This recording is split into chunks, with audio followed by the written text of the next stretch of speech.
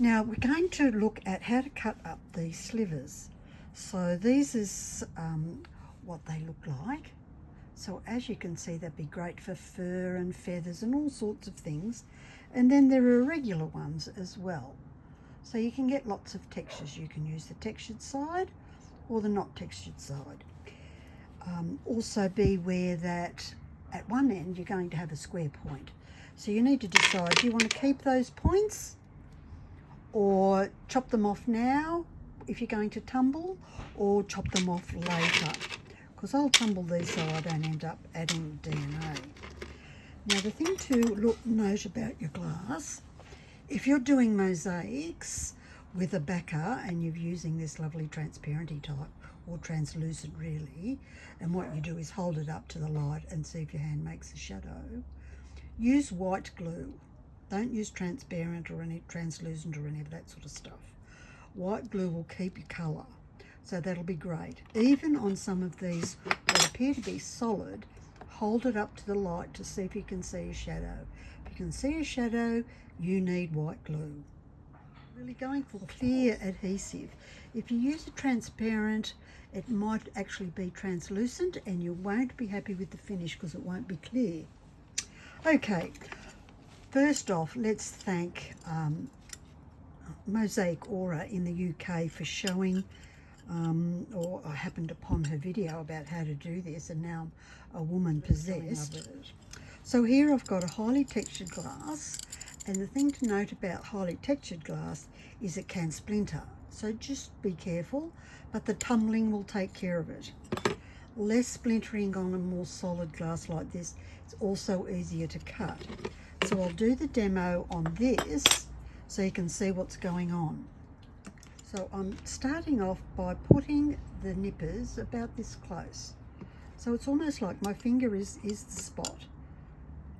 It knows the measure. So you can see that quite clearly. It's a little bit wider, and of course the wider you go the bigger the cut, but may not be as successful, and the narrower the smaller your sliver. So I'm doing about, oh, what's that, I'd say 1/4 inch, almost 1/2 centimetre, because this is a 2 centimetre strip. I forgot to say, I cut up all my glass in 2 centimetre strips. I tried it at 15, too much wastage. So we do our first nip, and you'll see we get a curve.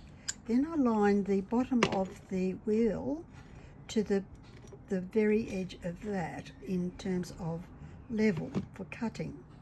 So you can see that's about there, and I cut another one and I'll make a little wave shape. Come up here, do the same thing. They're all roughly about the same shape, so don't obsess, and you can experiment with how far up from these corners you go to get the size you want. But you can see that's working really well. So then the next bit is to cut the waves off, or the peaks off, and you'll end up with absolutely the perfect shape. See how terrific that is?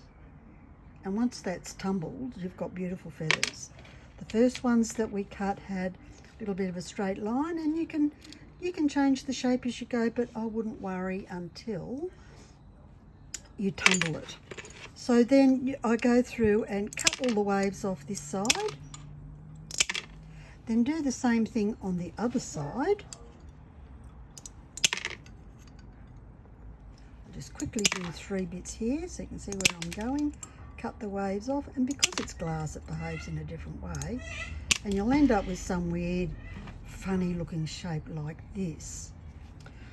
So then you can just cut your slivers off like that, and then what I'm doing here is putting my nipper at about a 45-degree angle to the weird bit, and then just nipping, and then we get some irregular shapes, but still absolutely fine for our purposes. So you can just take it easy and experiment with those bits. I've even got very, very fine pointy bits, which is great. I wouldn't chop that off because that might just fit in one of those spots that you think, oh, if only I had something that was as wide as a bee's leg, that would be a perfect fit, so I wouldn't chop that off till later. So there you go. That's just very simple in a nutshell.